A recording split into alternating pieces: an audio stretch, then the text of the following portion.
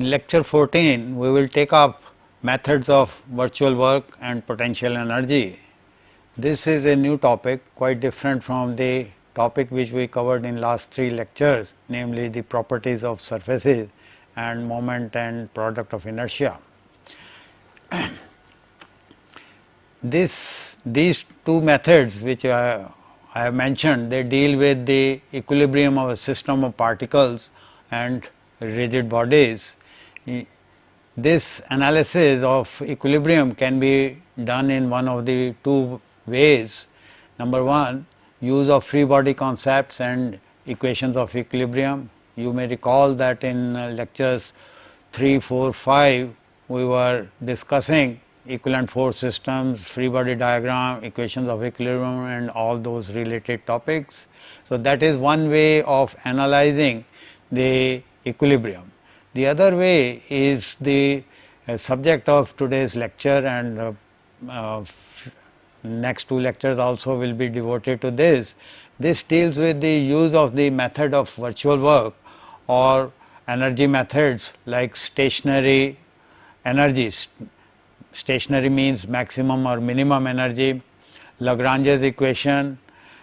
Collectively all these methods are labeled variational mechanics, because they depend upon variational calculus, which we will not be discussing in this course, but it is a very interesting subject.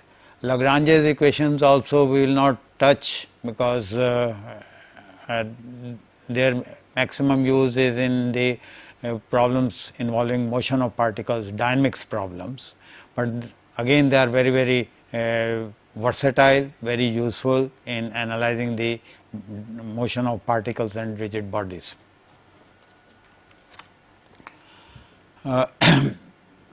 Suppose we are discussing a system consisting of particles and rigid bodies, or several subsystems which are interconnected with each other, and the usual method is to divide this total system into individual free bodies and then set up the equations of equilibrium for each of the free body, and this will then assemble all the equations of equilibrium of the free bodies, and this will lead to a large system of simultaneous equations, algebraic equations or sometimes differential equations, and then we solve them. So, in general the procedure is quite lengthy, and we need to use some numerical, in many cases this may lead to some numerical analysis. Now, on the other hand, in the variational methods we will concentrate on a very simple concept, that of work and energy. The advantage of using work and energy instead of forces and moments is that work and energy are scalar quantities, whereas forces and moments etc., they are vector quantities. Now, addition of scalar quantities, multiplication etc., are much easier than the corresponding mathematical operations for vector quantities. Also, we will see when we take up examples involving work and energy, that the equation of mechanics almost reduced to equation of geometry, where we will have to correlate small displacements in one variable with the other, and so on and so forth. So, very often it is seen that the variational methods or virtual work method, they lead to much simpler, much economical solution to the same problem as compared to the free body concepts and the use of equation of equilibrium. Well, let us begin with what is work. Intuitively you know that work means that you apply some force and move the body. So, that is, suppose there is a block, you push it, you are doing some work. But mathematically or analytically we will define work like this. Suppose there is a force vector F which is trying to move a particle from position 1 to position 2. Now, at an instant, the location of the particle is at the position vector r, and at when the motion has taken place through a small distance dr, then the location of the particle is at the position vector r plus dr. Okay.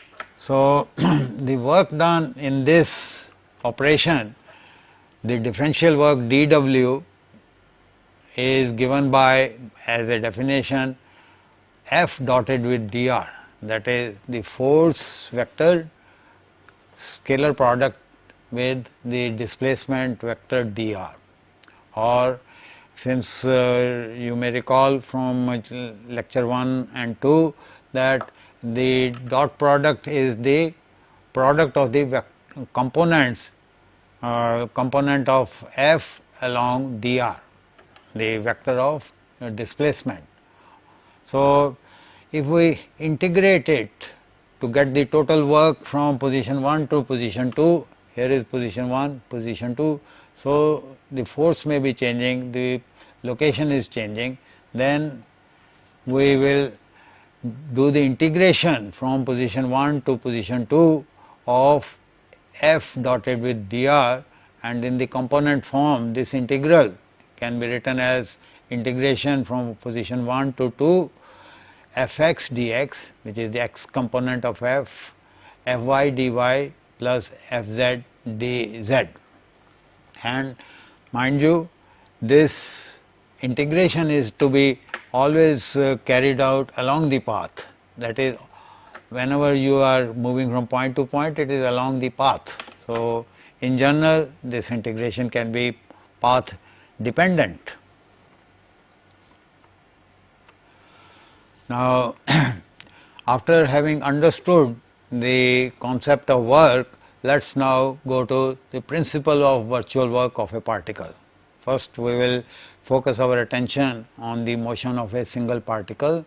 So, consider a particle which is, now we will consider a particle which is constrained to move on a given surface.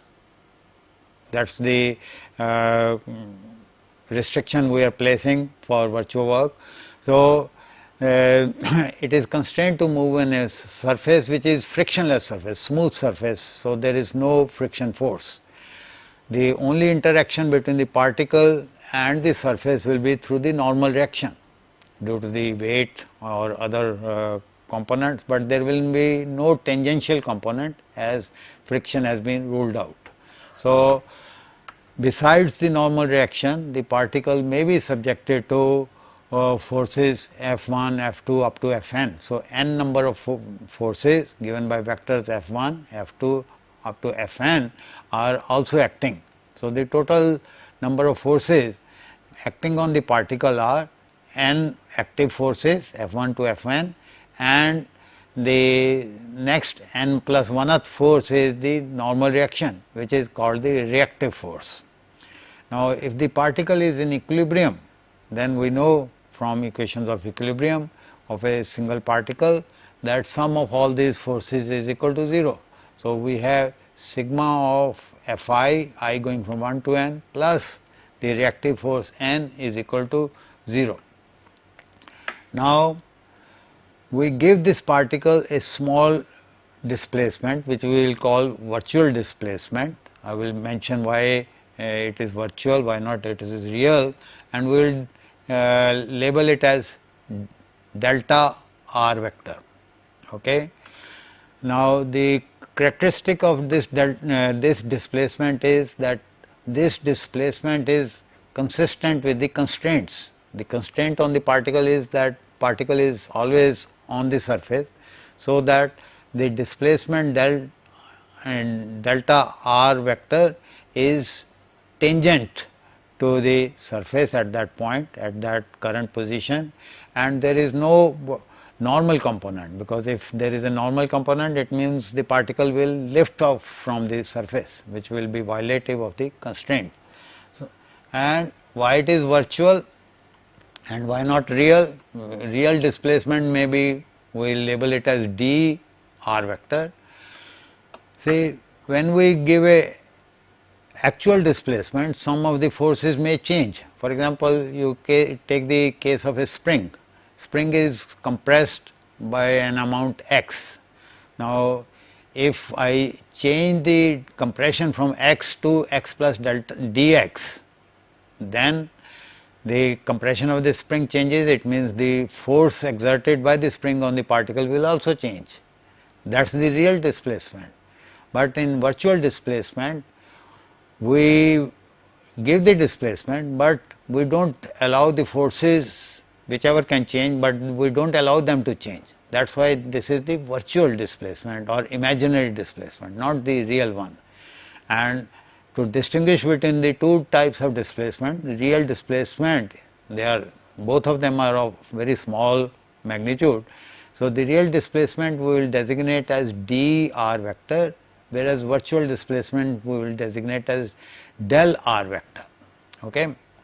So, in such a virtual displacement, the work done by all the forces is simply the dot product, and you can easily see that the dot product of n with del r is 0, because n is normal to the surface, del r is tangential to the surface, both of them are perpendicular to each other.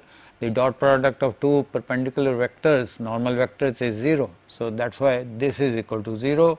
So, it means that the virtual work done is reduced to Fi vector dotted with the virtual displacement vector del r, okay, and the summation of all this is equal to the 0.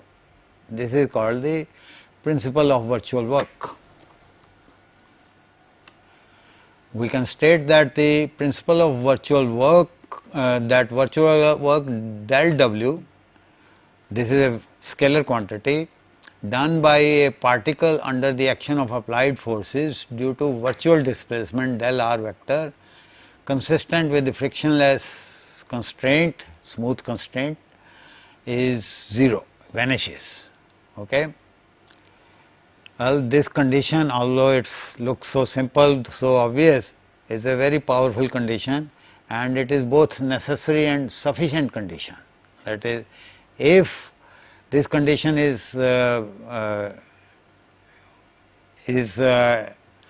followed, that is, a system follows this condition, then the system is in equilibrium, and vice versa. If the system is in equilibrium, then it must follow the condition of virtual work. So,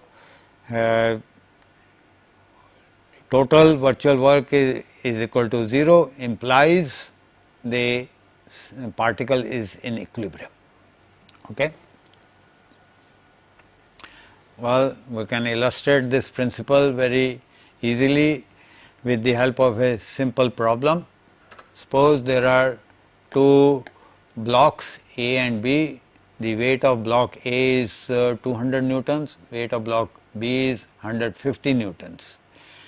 At a given location, the position of B is making an angle theta to the horizontal, and this inclined plane is at angle 30 degrees. Okay. So, the block A is on this straight inclined plane. Both these blocks are connected by an inextensible cord or a metal band.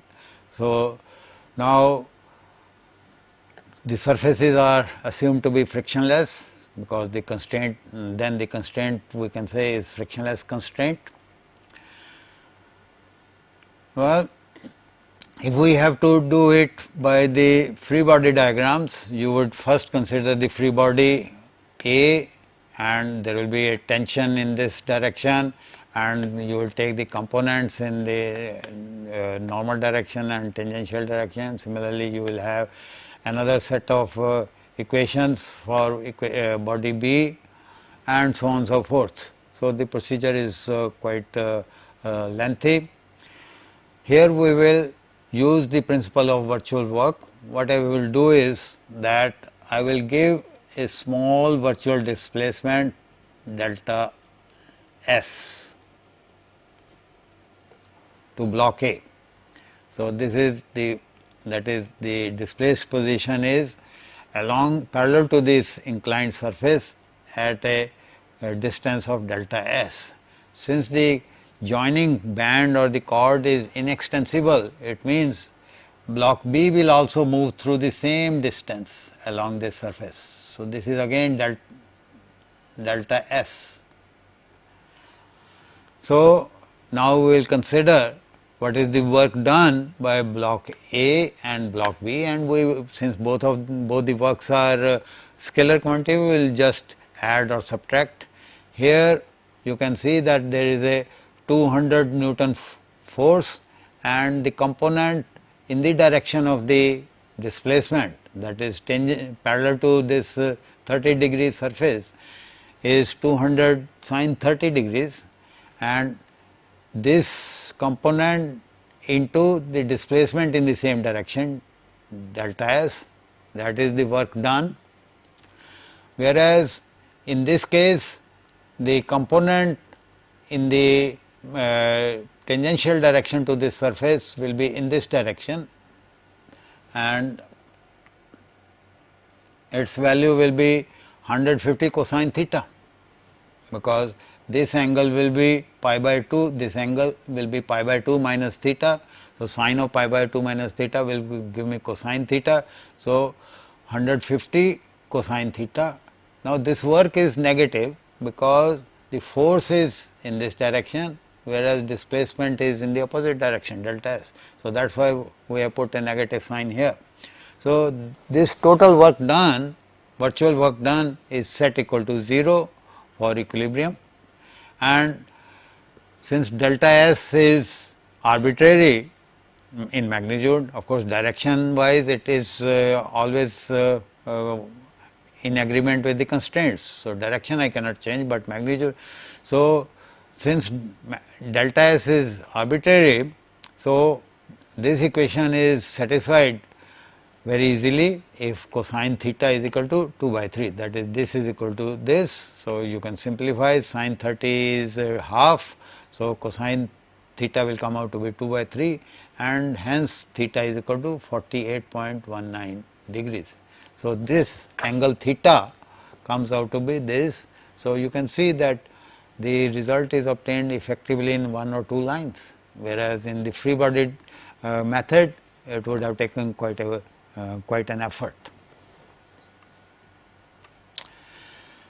Now, we go to the principle of virtual work for a rigid body. Earlier we were focusing on a particle, now it is a rigid body. Now, we will treat the rigid body as an assembly of a very large or infinite number of particles, such that these particles are interacting with each other, and this interaction is manifest through internal forces. Now, how the interaction takes place? You consider any, let us say here is an arbitrary rigid body, and you consider a pair of particles. Okay. Let me call this as ith particle, this as jth particle. So, here is ith particle, jth particle, their positions are in a coordinate system ri vector, rj vector, and the line joining the two positions is the rij vector, if we may call it. Now, by the law of gravitation, due to interaction of the particles, the particle ith is being attracted towards particle j by the force Fij towards j, and similarly particle j is being attracted towards the particle I, and since the action is taking place, the forces are taking place along this line joining, that is Rij vector. So, you can see the interactive forces along the two interactive forces Fij vector and Fji vector, they are equal and opposite due to Newton's third law, action and reaction being equal and opposite. Now, in a rigid body, the distance between the two particles is always fixed, because if the distance changes, then the body is deformable. So, it means that the motion of ith particle with respect to jth particle will be on an arc of the same radius. Okay. So, it will be moving in this direction, and similarly the relative motion between jth particle and the ith particle will be along the conjugate arc, but the forces are along this path, arc is perpendicular to this line. So, the work done in any displacement, relative displacement between particle ith and jth particle will be 0, because force is along the path joining the two particles and the displacement is normal to it.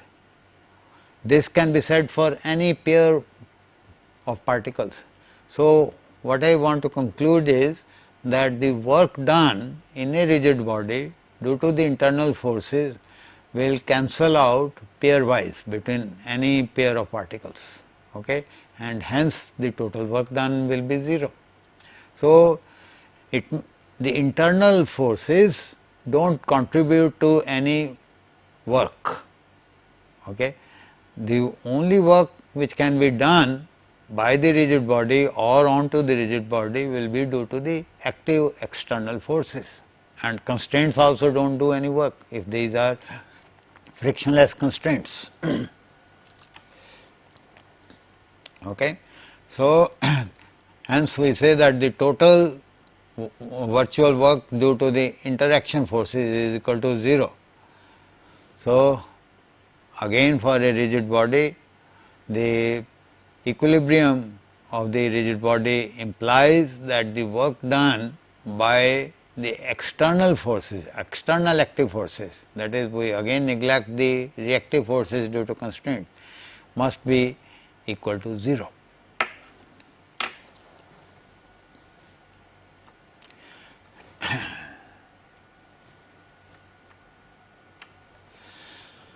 Let me introduce another important concept in the same topic, that is the degrees of freedom. This is the number of independent variables required to completely describe the configuration of a system of particles or rigid bodies. You consider any system, several particles or one particle, one rigid body or several rigid bodies, and you determine how many independent variables are necessary to completely depict the configuration of the system, okay, and that will be the number of degrees or degrees of freedom of the system. Let me give you some simple example.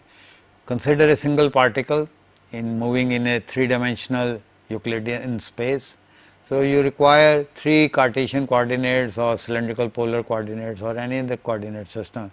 Only 3 of them are needed to completely describe the location of the particle, and these can be varied independently. If I vary x, you do not have to vary y and z automatically or directly. So, they can be varied independently, that is the crucial thing. If you consider a rigid body, for example, this pen, so you can consider a particle on this body as some, let us say, center of mass of the body. So, the location of the center of mass, that requires 3 Cartesian coordinates, and then the orientation of the 3 body, as you will learn later on, you require 3 angles called Euler angles to completely orient the body in any configuration you want, and these 3 angles can be varied independently. So, 3 translatory coordinates x, y, z and 3 angular coordinates theta, phi and gamma, for example. So, 6 degrees of freedom for a rigid body. Now, consider a pendulum here. How many degrees of freedom it has? Of course, we will restrict its motion in the plane. So, a pendulum can swing, and this angle can be this location can be given uniquely by the angle the string makes to the vertical. that angle theta shown here. So just one specification, that is specification of theta, will be sufficient to locate it. For example, theta is equal to 0, theta is equal to 5 degrees, theta is equal to 3 degrees, and so on and so forth, minus 5 degrees, etc. Right. So it has 1 degree of freedom. Let us go to a slightly more complex system. Here is a slider crank mechanism. There is a slider and there is a connecting rod and there is a crank. Incidentally, this you are familiar with this mechanism in automobile engines. This is the piston, this is the connecting rod, and this is the crank which turns the differential, and then the motion is given to the automobile. So although it has 3 different bodies which are pinned with each other, the piston is always constrained to move within the cylinder, that is, the motion is always in the straight line along this, and this crank is given a rotary motion. So this mechanism is also useful in so many machines. When you go to workshop, you can see this mechanism in use.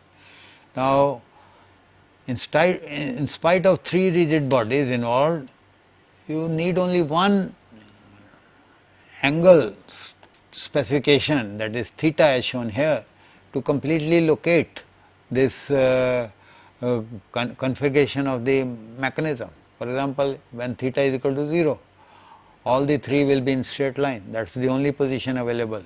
When theta is equal to 10 degrees, let us say, when theta is equal to 20 degrees, 30 degrees, you can completely describe any location with the help of only one specification, that of theta.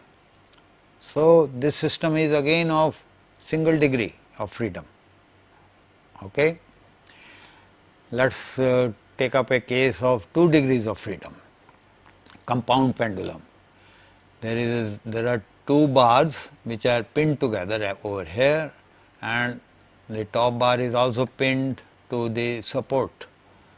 Now in this case, if it had been only 1 bar, maybe theta 1 is sufficient, good enough to completely specify. But now there are 2 bars. The top bar is specified by theta 1, and since there is a pin here, theta 2 can be, that is the inclination of the lower bar with the vertical, can be independently prescribed. It need not be same or half of this or 1/3 of this. It can, let us say theta 1 is 10 degrees, theta 2 can be 12.5 degrees or 15 degrees or even 20 degrees. So independently we can prescribe. So this is a system of 2 degrees of freedom. Now generally these degrees of freedoms we can designate as lambda 1, lambda 2, lambda 3 up to lambda n for a n degree of freedom system. And these lambdas can be angles or coordinates, theta 1, theta 2 up to I, let us say theta I, and then x1, x2 up to k. So I plus k is equal to n. So n degrees of freedom. Then suppose I give virtual displacement to each of the degrees of freedom. Lambda 1 changes by lambda 1 to del lambda 1. Lambda 2 changes to lambda 2 plus del lambda 2, etc., etc. Nth degree, lambda n changes to lambda n plus delta n. So if I change this system configuration by virtual displacements, and the work done, virtual work done in doing so, it can be put in this form, Fi times del of lambda I, summation from 1 to n, then Fi are called the generalized forces. Okay. For example, if the angles are involved, then the Fi will be the moment, because moment times the angular rotation gives me the work, whereas displacement times force gives me work. So That is why we have called them generalized forces. They are not always forces. They can be moments, they can be torques, they can be anything else. So, the total virtual work can be generalized is equal to the summation of generalized force times the corresponding degree of freedom, virtual displacement of the corresponding degree of freedom. And once we have computed the total virtual work, by if this virtual work is equal to 0, then the system is in system of n degrees of freedom is in equilibrium, and vice versa. That is, if the system is in equilibrium, then the virtual work done is equal to 0. So, that is the principle of virtual work for the and for a system of n degrees of freedom, which may be particles, rigid bodies, anything. Okay? So, this is the most generalized form of the principle of virtual work. Let me take up one or two examples to illustrate this. First, I will take up an example of single degree of freedom. There is a heavy rod which is resting against a wall and a floor. Both these contacts between the rod and the wall, as well as between the rod and the floor, they are frictionless contacts. So, the constraints are frictionless.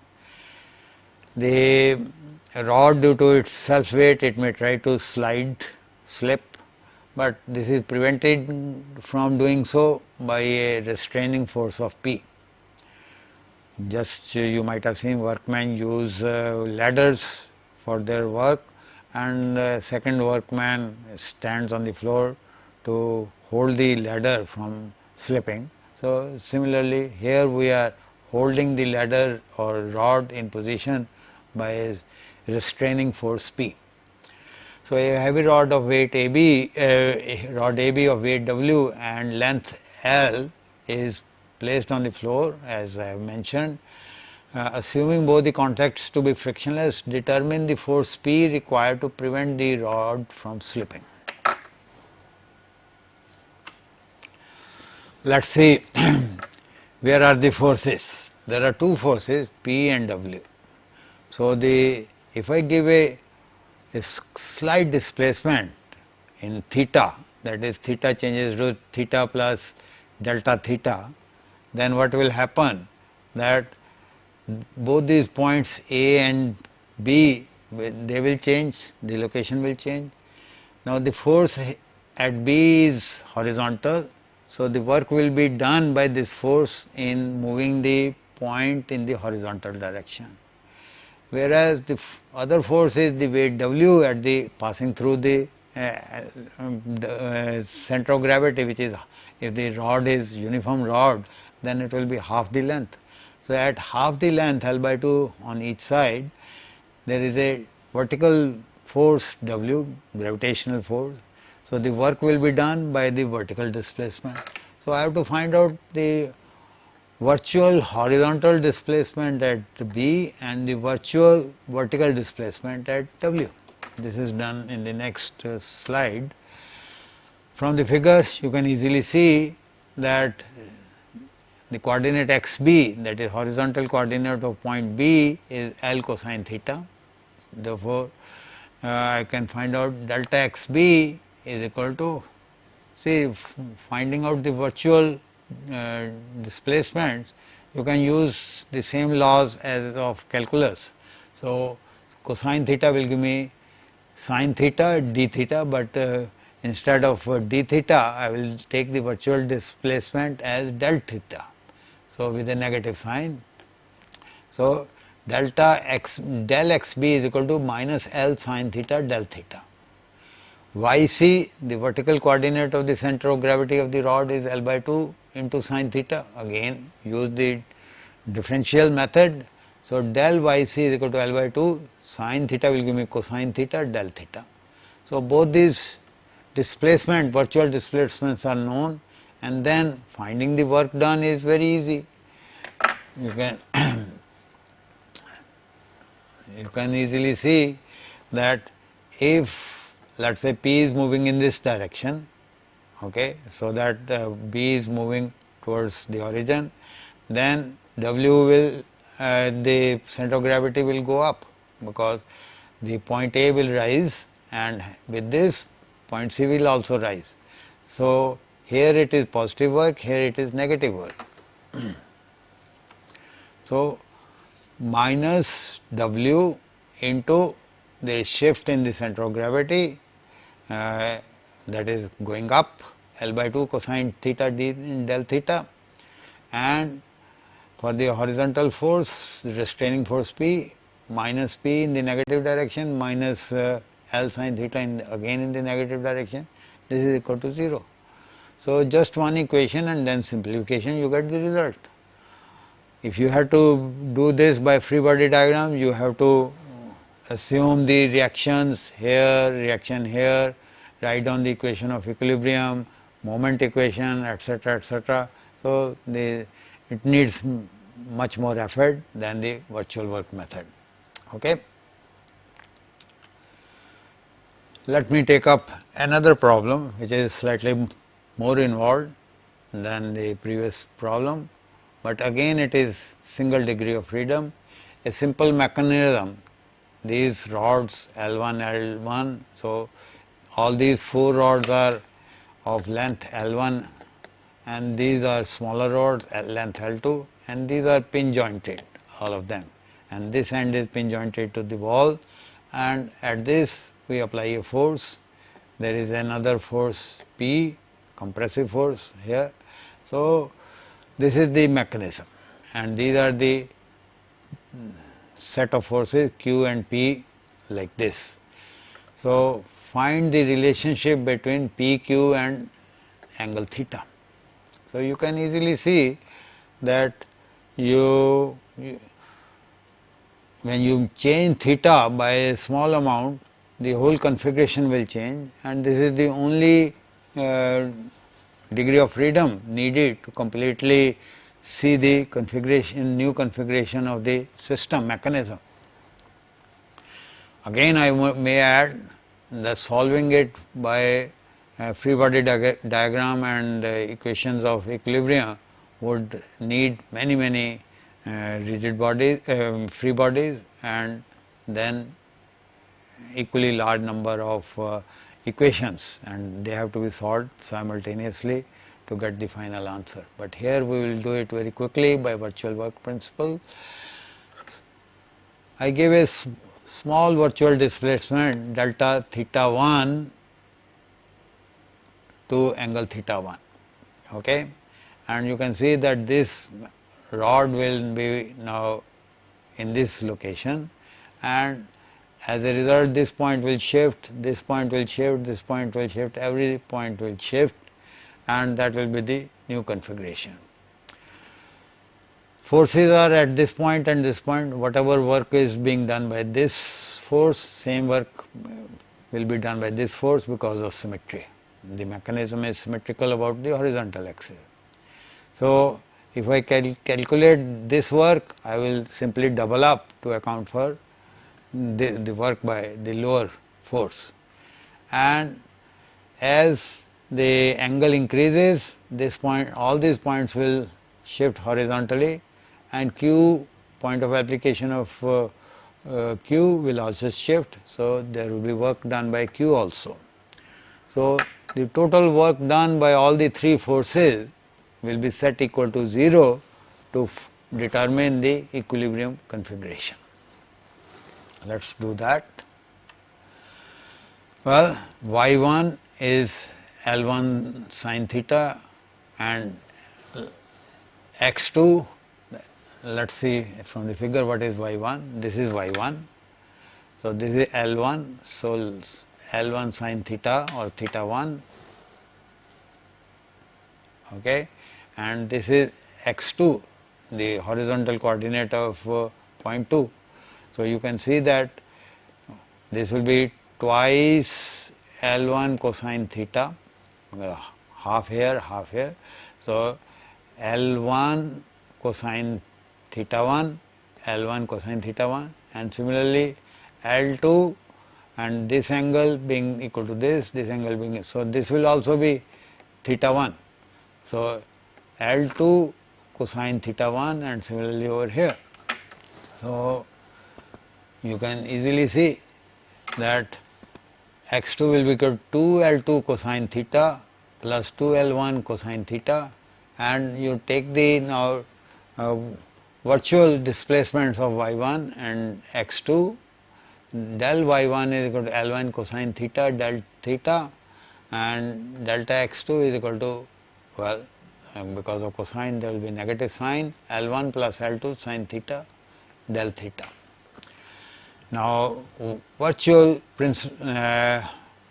applying the principle of virtual work for this mechanism, let us say again going back to the picture, angle is increasing in this direction. You can easily see that these points will be opening out.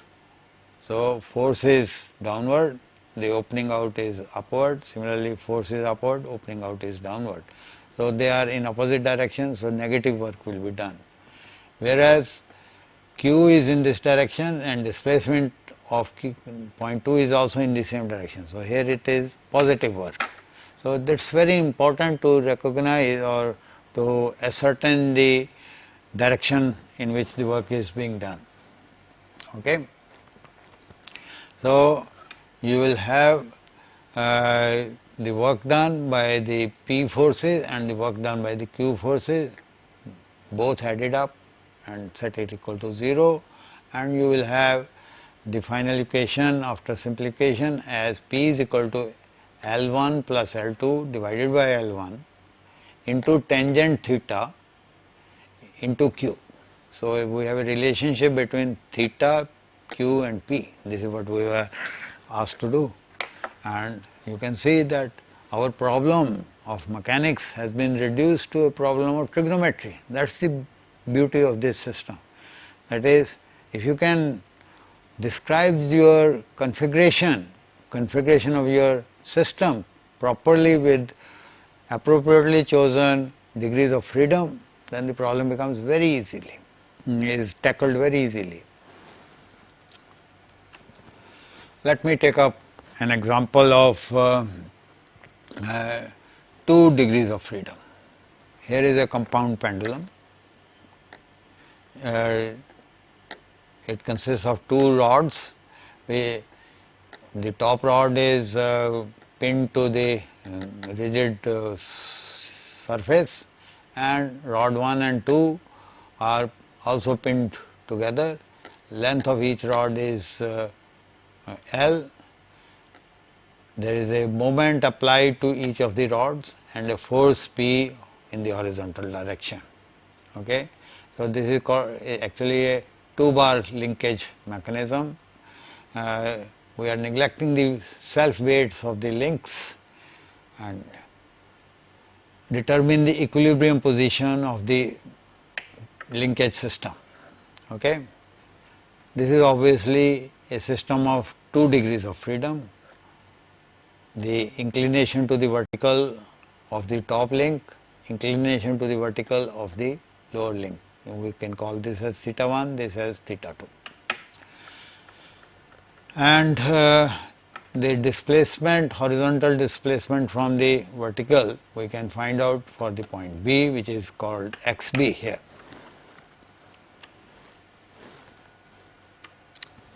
Yeah. Now, let us say this is theta 1, this is theta 2 as I mentioned, and xB will be this horizontal distance plus this horizontal distance, which will be L into sin theta 1, okay, plus L into sin theta 2. Both the links are of same length L. Now, suppose theta 1 is fixed. I do not vary theta 1. I give a variation, virtual variation to theta 2. So that theta 2 becomes now theta 2 plus del theta 2. Okay. Then what are the displacements involved? Well, first of all, due to this, point B will shift to B dash, and this shift will have a horizontal, this is the shift you can see, and this will have a horizontal component delta xb, and there is a angular virtual displacement delta theta 2, and there is a moment, as I have shown you in the diagram, a clockwise moment applied. So, there will be work done in increasing the displacement from theta 2 to theta 2 plus delta theta 2, because there is additional displacement, and this is the moment m. So, this moment will do work, both are in opposite directions. So, minus work is done here, whereas there will be work done in shifting this delta xb into p. So, if I further analyze this from equation 1 which I had shown earlier, okay, if I take the virtual displacement of xb, then it will be delta xb is equal to L cosine delta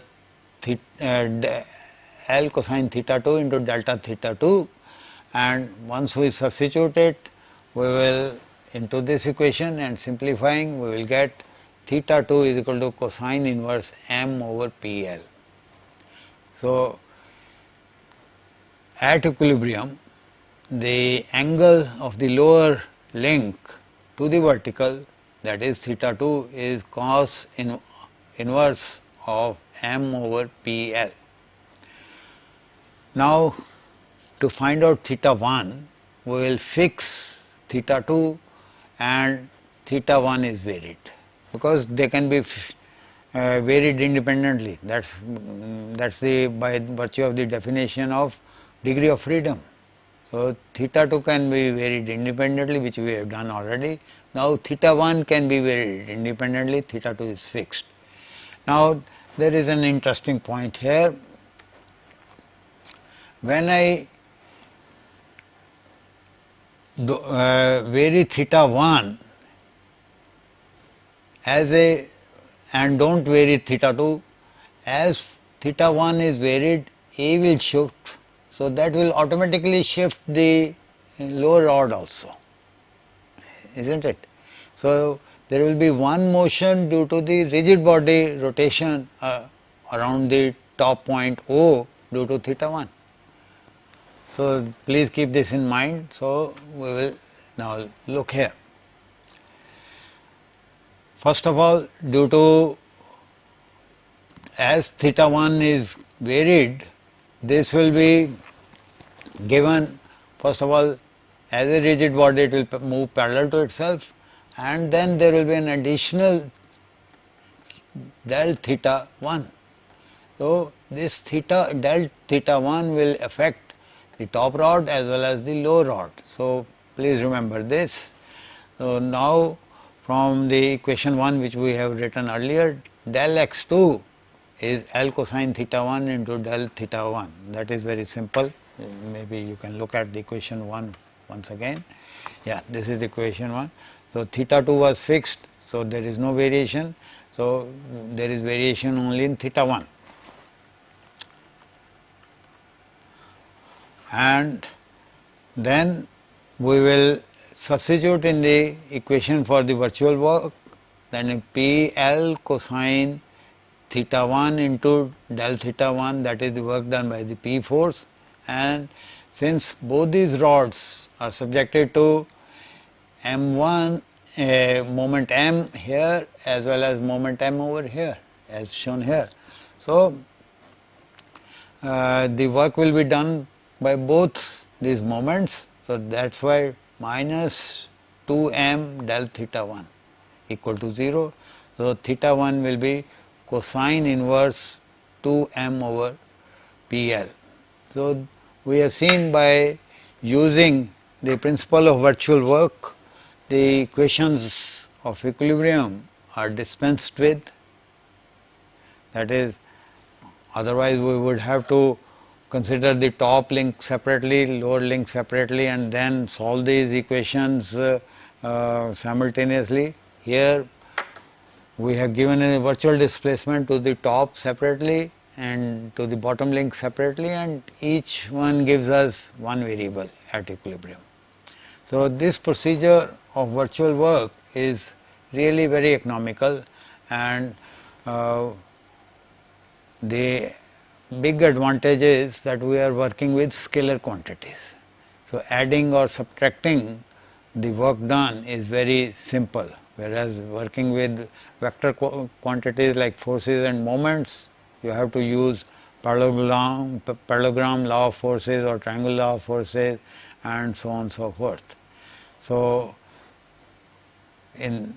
I close this principle of virtual work here. In our next lecture, we will start with another aspect of work, that is for conservative forces. I will define what are conservative forces and how we can recast the principle of virtual work into the potential energy method, which is a very strong method. It is a very versatile method. It can be applied to many situations. Thank you very much.